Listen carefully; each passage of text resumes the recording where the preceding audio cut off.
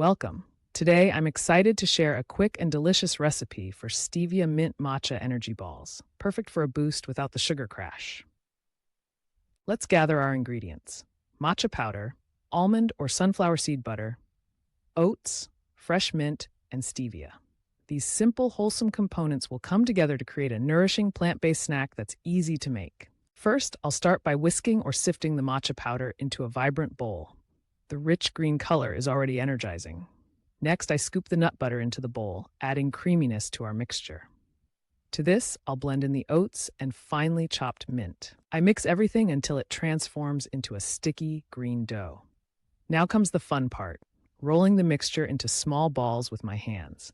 They are so easy to roll and perfect for sharing or personal snacking. Plating these vibrant bites on a garden napkin next to a calming teacup really elevates the experience. Not only are they tasty, but they are also healthy and energizing. Roll with the plants.